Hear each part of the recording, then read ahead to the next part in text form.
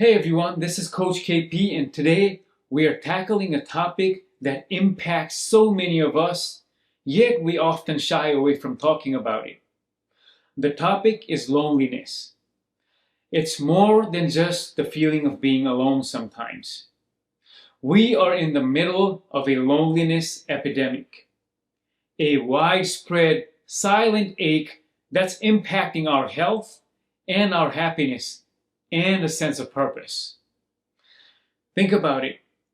We live in the most connected era in human history, at least supposedly, right? Instagram, Facebook, Snapchat, text messaging, social media, constant communication. Yet the data tells us a different story. People report feeling more isolated than ever before. This isn't just about introverts or extroverts either. It's not about the need for space. This is a fundamental human need for connection that's going unmet for many.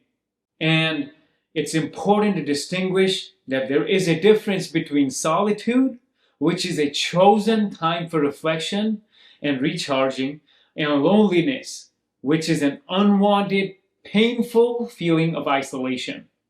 Solitude can be incredibly beneficial for spiritual growth, but persistent loneliness, that's a different beast. Persistent loneliness is something that we need to be extremely wary of. Persistent loneliness can impact our mental health, our physical well-being, and even our immune systems. It's truly a public health crisis and a spiritual crisis at the same time. So then the question may be, where does spirituality fit into all of this? Often we talk about loneliness, we focus on the externals, lack of friends, lack of social events, etc. But there is a deeper spiritual layer to loneliness that is often overlooked. And this is where spirituality comes into picture. From a spiritual perspective, human beings are inherently wired for connection.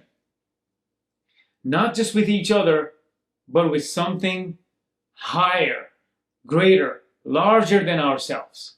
Some call it God, others call it the universe or the higher power, or some simply refer to it as interconnectedness of all things. When we lose touch with this fundamental, deeper aspect of connection, a different kind of loneliness can creep in. It's a feeling of being adrift, of lacking purpose or meaning in life, even when surrounded by people, sometimes. And this is why it hurts the most. Now, here's a crucial point. Some loneliness is actually expected in life. It's a natural part of growth and transition. Think about times of significant change or challenges, such as moving to a new city, starting a new job, losing a loved one. These are moments where we might feel a profound sense of aloneness or momentary loneliness, and that is okay. These periods can even be a catalyst for introspection and spiritual deepening. However, we are not talking about temporary states of loneliness or chosen aloneness. We need to be constantly vigilant that we are not isolating ourselves unintentionally.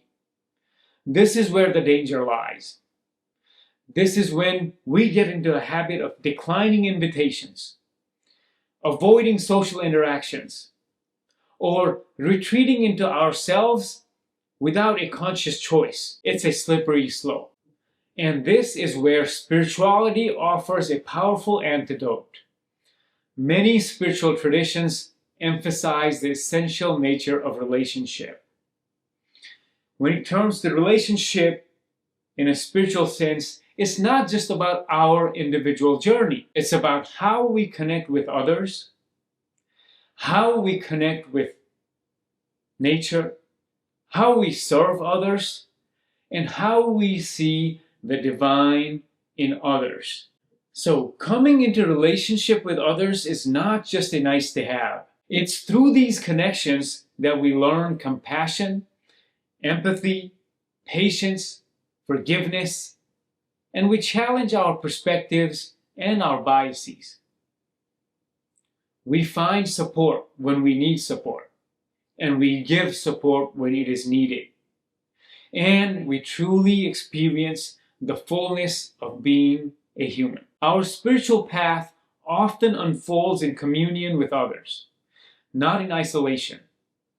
Think about spiritual communities that have been in place for centuries, charitable work, or volunteer opportunities when we're working with other people, or even just deep, meaningful conversations that we may have with friends and family.